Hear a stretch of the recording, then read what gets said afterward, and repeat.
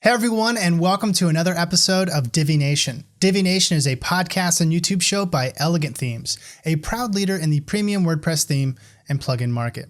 Now, the goal of Divi Nation is really simple. We want to provide you with the knowledge, insights, and supportive community that you need to be successful with WordPress and Divi.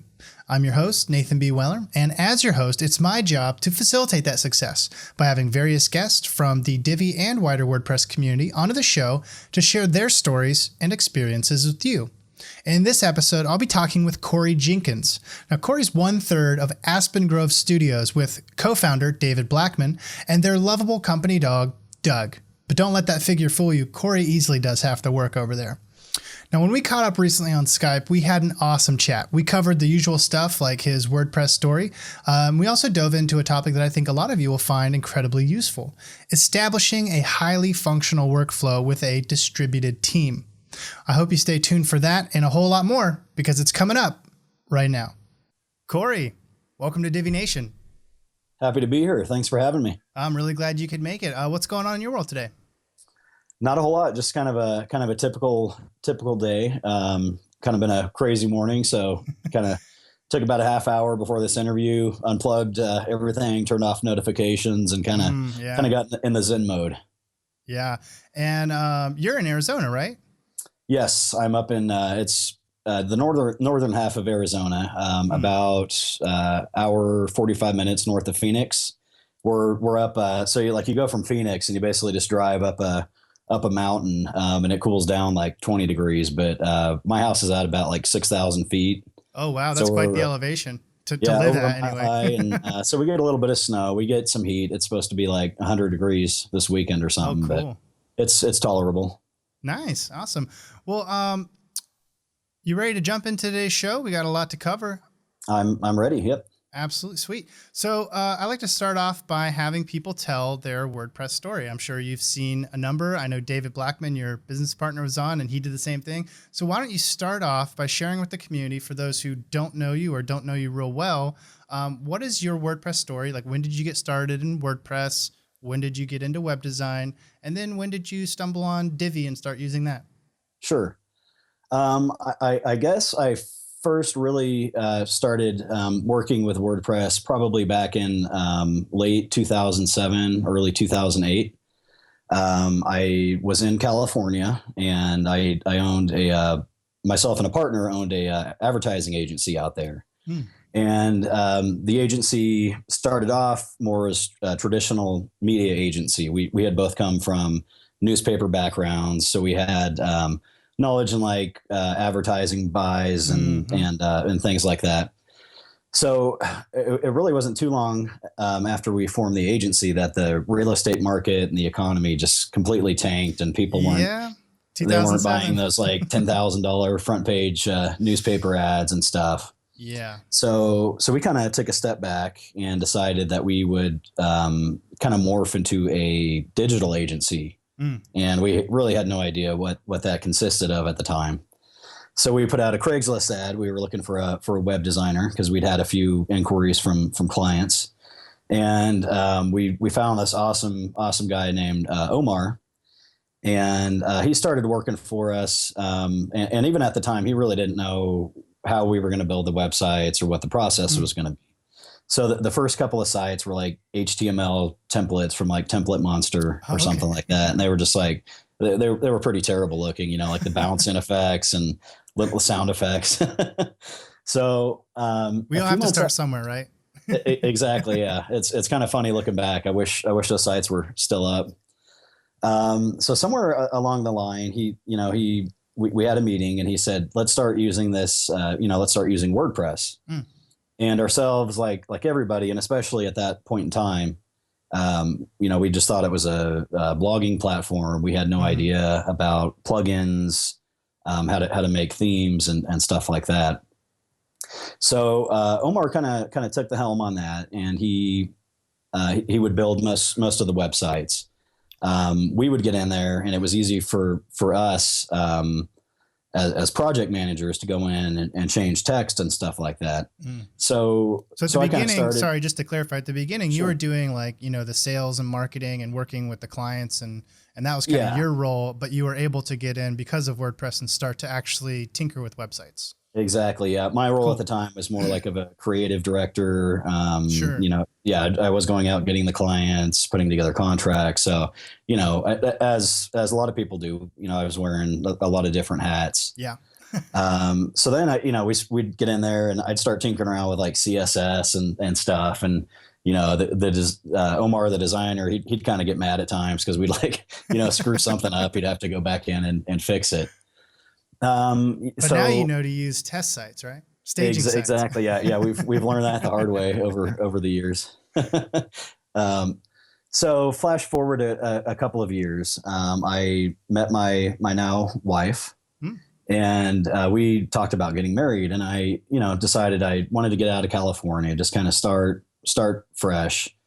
So I made the decision I'm going to pack up. I kind of like sold everything, moved to Arizona, moved to Prescott, and my grandparents are here. I've got some family, so it was a pretty easy transition. Yeah. So the first job I took when I was in Arizona was at a radio group, and they have like 5 different radio stations and a website for each of those. So the owner kind of saw my background, and he goes, "Oh, you can build websites," and I go, sure, yeah, definitely. I can do that. I'd never built one from scratch necessarily. Absolutely. Just give me some time to figure it out. Exactly. Yeah. And I was honest with him, but I was kind of like, the act as if type thing. I was like, oh yeah, I can do that. And, so all of his sites at the time, except for one of them were on WordPress, and then he had one on Joomla. And, so I took over those sites. Made a lot of different changes, became really familiar with WordPress at that time. And then he had me do, some different things. I built some web apps with like WP Touch. And I think that was during that job, that's where I became like really familiar with WordPress and really interested and excited about it. So that was okay. So that was just basically an extension to your job that you ended up kind of finding your niche in. Like you liked it more than your job. Yeah. It became a big part of my job. I would do other things there. I'd put together like newsletters in MailChimp. I'd, controlled all their social media. Yeah. They would grab me from time to time to like voice over commercials and stuff like that. So funny how that kind of stuff happens. Like, you're doing one thing and then you start something on the side, or you start something as a peripheral responsibility, and it just sort of like takes over. I mean, that's how I got involved in blogging. I used to do business development at startups. And then all of a sudden they're like, we need someone to manage our blog. And this was back in 2008 or 9 or something like that. And I was like, okay, I'll do it. And before you know it, that's all I'm doing. Yeah. A lot of times it's, it's like a foyer from a current job, or it's like a hobby. If you talk to a lot of other developers, that kind of, it's something that they're excited about, that they, start to learn more about. And, then all of a sudden it becomes a career. Yep. Well, speaking of careers, I mean, you've since started your own digital agency called Aspen Grove Studios. Can you tell us a bit about how that came to be and where you're at now? Sure. And I'm sure Divi works in there somewhere, right? Yeah. Divi plays just a minor role. All that huge. Yeah. 2013, late 2013, my son was born, and a couple of months after he was born, I was like, man, I hate leaving the house. I hate, not being around my family as much as I could. So I made the decision to quit my job and just go out on a limb and start doing freelance work. So I spent a bit of time just doing freelance work with my own company, and I did that for a little bit. And then within one of the Divi groups, myself and my current business partner, David Blackman, met. And initially we were just kind of like collaborating on ideas and projects. We were sharing a developer that we would use to help out on larger projects and kind of lighten the load. So then, it just kind of I don't even remember the initial discussion, but David and I started talking about, hey, we should start creating child themes. And initially he was kind of pushing towards me to do it. Hey, man, you should do this. You'd be great at it. And you're like, and why don't we do it? Yeah, because I was thinking that's a lot of work on top of everything else I'm doing. So yeah, that's where the conversation then, a week or so later led. Why don't we do it? And from there we just kind of said, okay, let's do it. We just started working on some of our first. Well, I guess we came up with a name, got all that together, and then we started working on our first products, which were a couple of child themes and a plugin, the photo editor plugin. Oh, great. So, well, that kind of brings us, I think, into the main topic that we kind of settled on during our pre-interview, which was establishing a workflow for your distributed design team. And so the whole idea here is that, for your studio to work, for your everyday life to work, and for a lot of other people in the community, where there's a huge combination of freelancing, consulting, white label work, and digital agency work, we all have to figure out how to collaborate with our team members in different time zones, in different locations, whether it's different time zone or not, what tools we're using, and how we're ultimately just going to get the job done and keep our clients happy. This is even something that the Elegant Themes staff has to do because we're an entirely distributed company. So I think all around, just exploring this topic is going to be really valuable to everybody. And I wanted to talk maybe about splitting that up into a few different categories so we could tackle, I think, 3 areas that are going to be really essential to this discussion. The first is clients. The second is products. And then the third is the tools that make, doing all of that possible, creating all those things or working with those clients possible. Does it sound good? Sounds great. Yeah. All right, cool. So let's jump into it and maybe walk us through how you and your team onboard a client and work through to completion of whatever project it is that they hire you to do. Sure. I first started kind of putting together the processes for client onboarding a couple of years ago. I had been to a WordCamp. I heard some really great speakers, Chris Lima actually being one of them. And I kind of like took a step back after that conference and went, wow, I have no idea what I'm doing as far as clients and contracts. And, it kind of scared me a little bit. Especially since you're doing it full time. I mean, it's your livelihood, and you all of a sudden step back and go, maybe I'm not quite as prepared as I thought I was. Yeah. And you start running through the worst case scenarios in your mind. So what'd you do? I got back from that, from the WordCamp. It was WordCamp Phoenix. And I just started doing a lot of research.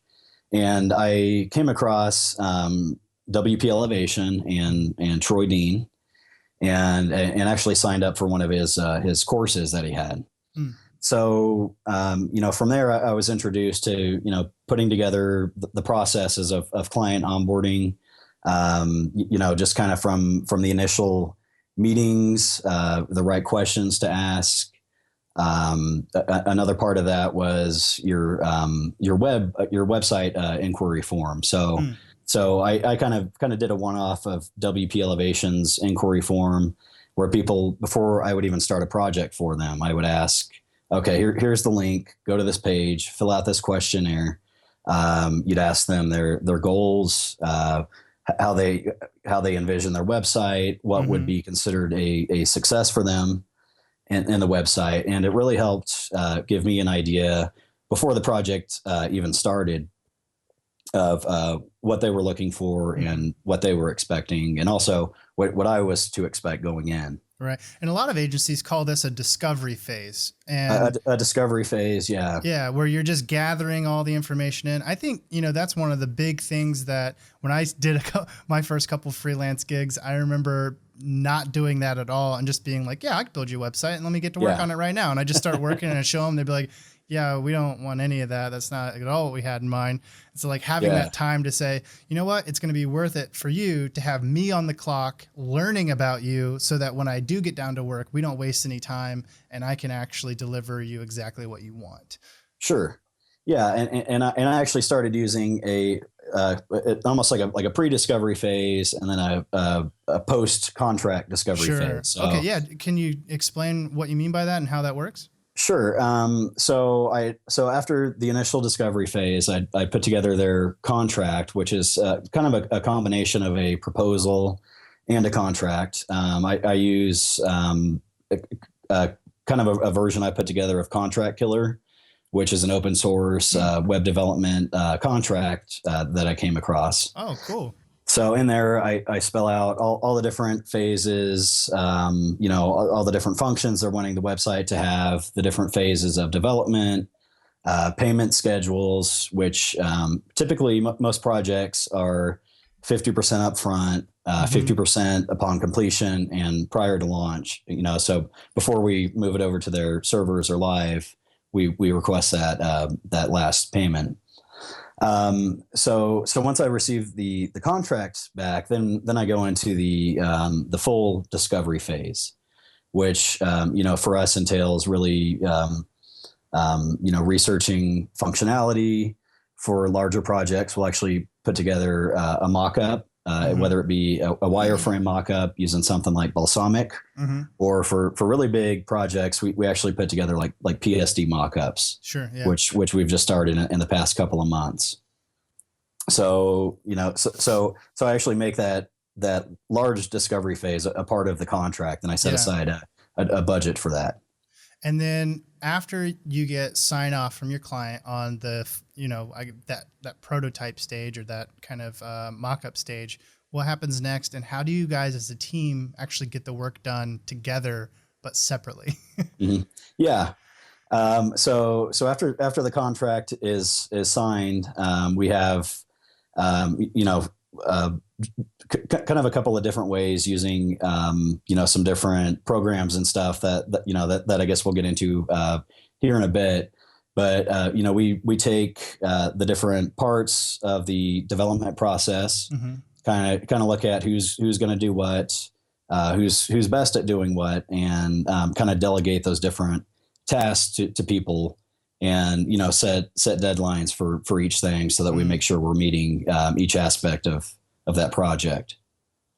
Excellent. So. And can you maybe talk about like what the collaboration process between you and your team looks like when you're doing iterations, or like, does somebody take a stab at something and then submit it to you or submit it to David, or what's that whole design review iteration process look like? Yeah. So basically we'll take the, we'll take the task, hand it off to the developer, and usually we're doing like daily check-ins. We use, we never use email. We use, like Trello and Slack for most of our communication. And so basically through each of those phases, if our developer finishes something, he'll move a task from like to do, and he'll move that over, into an area called doing, and he'll leave some notes on where he's at. So we can actually jump into Trello, and look at any given task, and they'll put notes in there. I'm having trouble on this. Can you get this information for me? So throughout the whole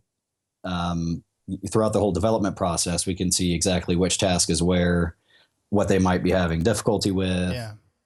If something's ready to show to the client. So we kind of follow a series of processes like that. Oh, fantastic. And for those who don't know, that's sort of like a digital version of the Scrum technique of project management, where you're having different stages that a large project is in. And, that's something that is, I think, really important with larger projects. To-do lists are great, but they're kind of binary in the sense that it's like, this is to do, is it done or not, Yeah, exactly. And to have the different stages visualized, I think is really helpful. And tools like Trello, which is the app that you're talking about, really help people do that. We'll revisit Trello and Slack and all the other stuff that you use here in a second. Let's talk about products now. How do you guys go about thinking up the idea, the concepting, approving concepts, and then actually developing, launching, and marketing your products as a distributed team? What's that process look like? Sure. So the cool thing about the Divi community is obviously the Facebook groups and just the communication that Divi community has within itself. So we spend a lot of time in Facebook groups answering questions, just reading different things that people are putting in there. So that's your market research. That's our market research, and I couldn't really think of any better way to do market research. Yeah, I mean, you're talking to exactly the same people who are going to be most interested in what you're selling. So exactly, yeah, it's awesome. So we'll see. Maybe one day we'll be in a group, and somebody will say, hey, I wish I could do this with Divi, or I wish Divi had this feature.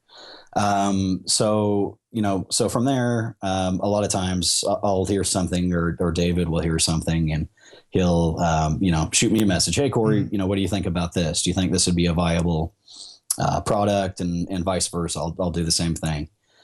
So from there we'll kind of decide, we usually have a running list of like 5 to 6 ideas for a plugin or a feature. Yeah. And we'll kind of look at, okay, what's going to be the best thing to release, coming up, what's the most needed, what's going to be the most popular plugin for us to release. Yeah. And do you guys have do you actually schedule things out pretty far in advance? Like, do you have some type of a development cycle where you're releasing a product like, okay, well, this is the product that we're going to release in 6 months. And then after that, we're moving on to this product. And so not as far in advance as we'd probably like. A lot of times it's we'll have the idea. Okay, it'd be awesome to get this cranked out within a month. We'll send it to our development team, just kind of talk things over. Is this possible?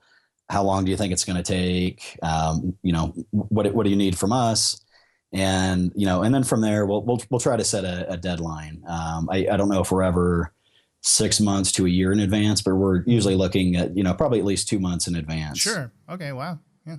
So, and then from there, what do you guys do once you have, say, a prototype? Once we have a prototype. Sorry. And to clarify, sure. And how does, specifically we're talking about, how all of this is done remotely or distributed, how you guys are collaborating on this. So how do you guys manage your versions? Like, are you on GitHub for your products, or do you guys have just trade files back and forth? How do you do that? And what's that process like? Well, for versions, we're actually looking to get onto GitHub soon. We're familiar with GitHub, but we're not comfortable enough to start using it as a team yet, I don't think. So our versions of plugins we actually keep in a Google Drive folder. So our drive has child themes, plugins. Within each of those folders, we have subfolders for each plugin, and then subfolders for each version. Gotcha. So actually during the plugin development process, we'll kind of do the same thing we do for websites. We'll start a Trello board. And that Trello board will actually feed into Slack. So anytime oh wow, that's awesome. Something's updated in there, it'll send a notification to that particular Slack channel. So we'll have features, testing, and and then complete. And as we kind of move across the development process, we'll have our developers move those Trello cards over to the different lists that accordingly. Oh, fantastic. So. And then once you have your, we can jump back into my previous question before I preempted myself. Sure. Then once you have a prototype or a version that you want to move forward with, what's testing like? And then what's the eventual launch like? Yeah. So testing, we usually have a small group of beta testers. Usually myself and David and, a few other members of our development team we'll test it and take a look at it. What we learned in testing is that you've got to actually okay, so we install this plugin. Now you've got to do everything from create a new page, enable the Divi builder, just kind of everything that you do in a web design process, creating posts and making sure that that there aren't any conflicts. So if we do come across something, we'll send that back. We'll create a Trello card. of a bug, and our developer will work on it, and then he'll come back and say, okay, I think this is fixed, test it. So once we have everything, pretty much all the bugs worked out for the most part, then we send to a few external beta testers, just, friends or people that we know in the Divi community.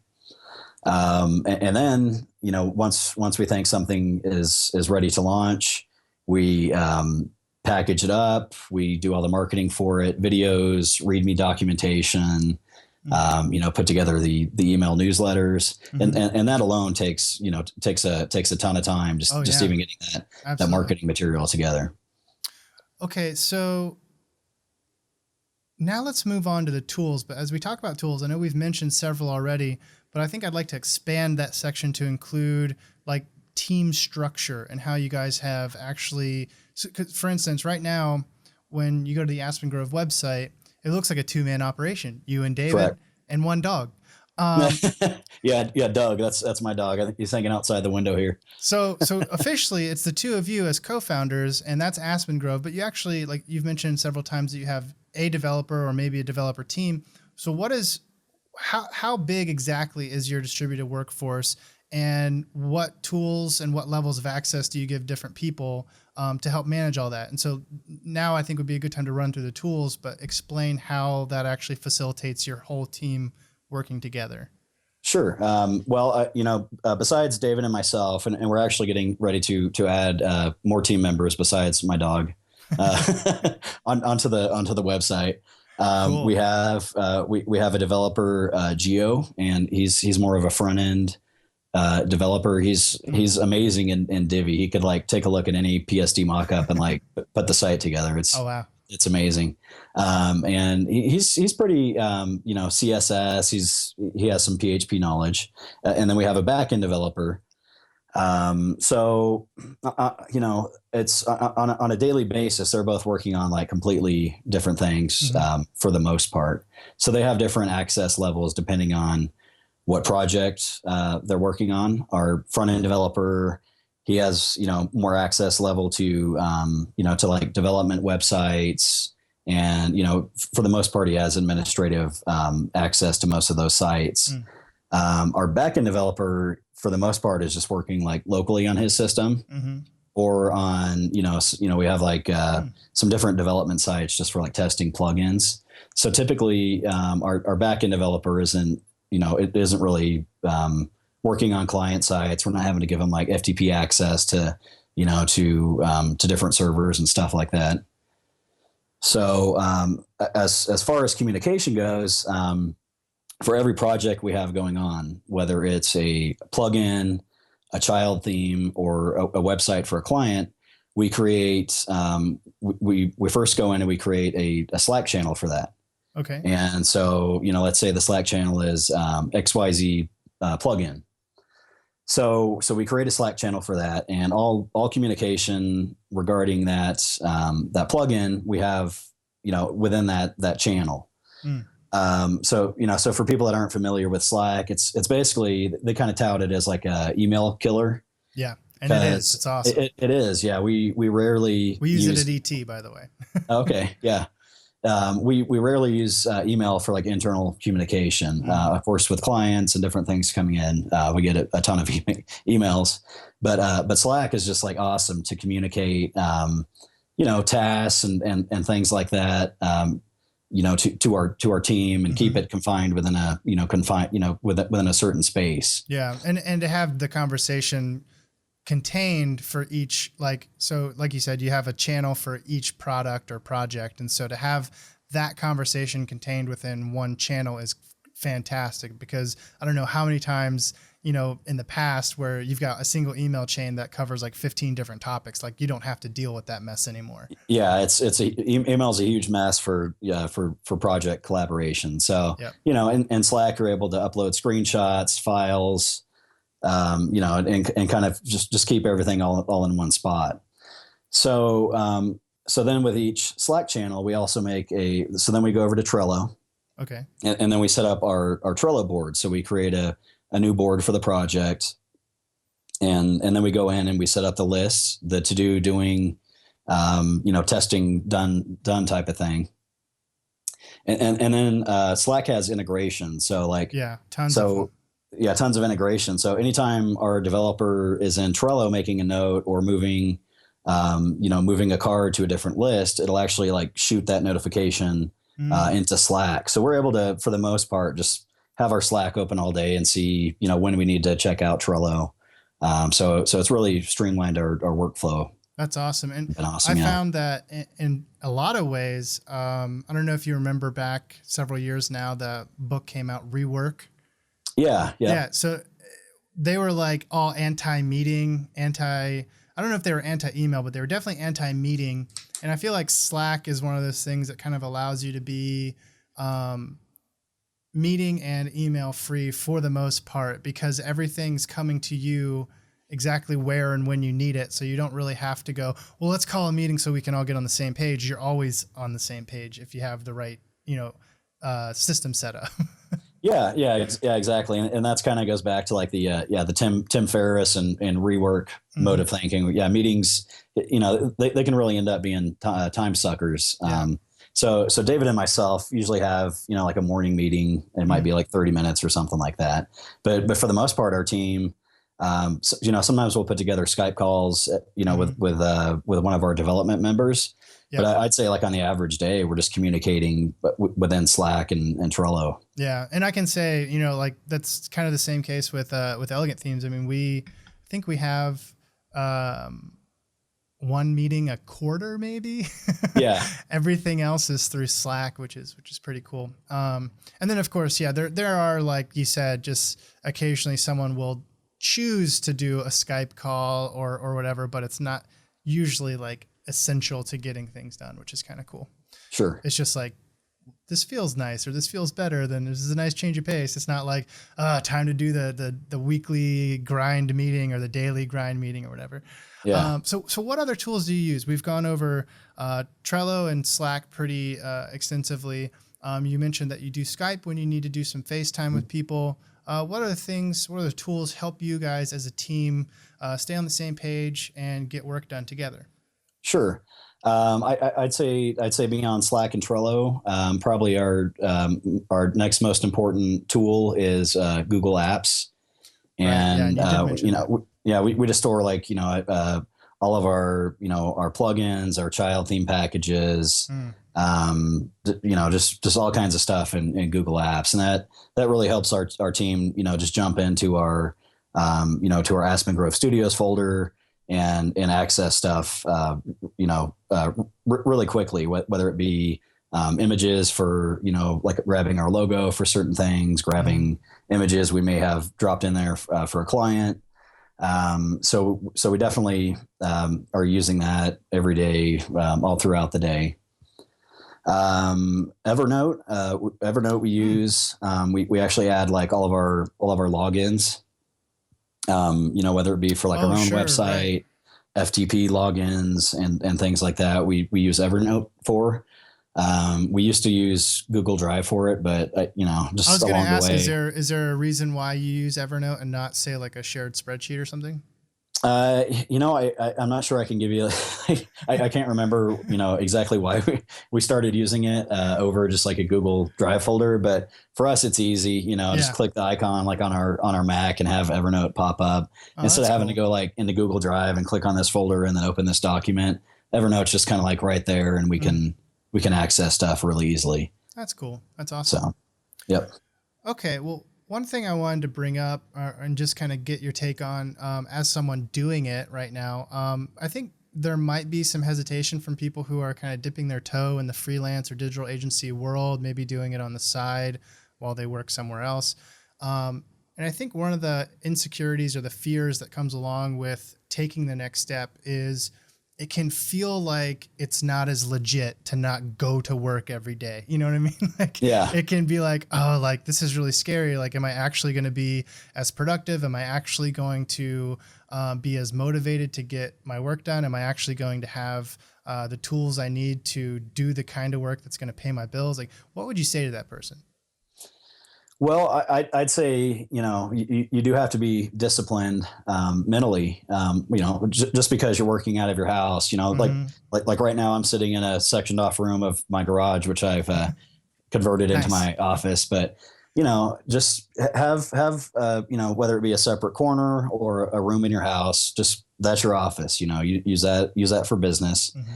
And, just every day you have to be in the mentality of, this is my job. This is how I pay my bills. I'm Mm-hmm. taking this seriously. Yeah. It'd be nice to cut out Friday at noon and go enjoy the outdoors, but I've Mm-hmm. got work to do. Absolutely. So for me, that was a huge part, just kind of preparing myself every day mentally.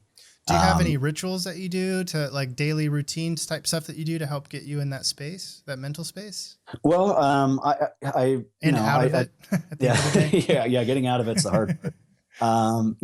My daily routine, I try to keep it somewhat the same. I get up at like 6 or 6:30 in the morning. I kind of like lay in bed for a little bit. I'll check some baseball scores, things like that. And Yeah, I noticed you're a big Dodgers fan, right? yeah. If you couldn't tell by the 100 bobbleheads back there, relax, get the coffee going. And then my day, kind of consists of, I sit down at my desk, I answer support tickets, probably for, 15, 20 minutes, however long it takes, check my emails. And then for me, having a partner has been extremely crucial because you're able to like keep each other accountable. Yeah. Not that Are you you wouldn't getting complete work it, done but today? yeah. Are you where are you at today? So for me, having a business partner has Yeah, been awesome. that's cool. And it breaks up the monotony of just like sitting there, just chatting with, like talking to yourself all day, basically. Actually have somebody else to run ideas off of. Yeah, Doug can only go so far in terms of conversation, right? Doug the dog. He's not much of a conversationalist, but he'll chase a tennis ball all day long. Well, it looks like we're getting close to the end on time, our time limit for the show for this episode. And as you know, I like to end these interviews with a parting thought. And typically that parting thought is just an essential takeaway, something that you want to highlight, that if someone were to forget everything else that we've talked about today, what's the one thing that you feel like they should walk away from this interview kind of taking to heart and thinking about applying to their work life? Sure. I would say a little bit of planning now goes a long ways later and will make your life a lot easier. So get those processes in place. Get your get your contracts together. Get your workflow in place. Find out what tools you're comfortable with, and we'll help you with that workflow. And taking a weekend or a couple of weekends just to get that planned out and figured out will make you more confident and more productive moving forward. So, you don't end up 6 months from now having a project fall apart. You don't have a contract in place. And so just having all those processes in place will really help you kind of de-stress and be more productive. Yeah. Sort of find what works for you and then stick to it. Exactly. Yeah. Our method may not work exactly for you, but find out what works for you and stick with it. Yep. Fantastic. Well, that sounds like a great parting thought. And I just want to thank you, Cory, for taking the time to come on the show and share your experiences with the Divi Nation. Yeah. Thanks for having me. It's been a blast.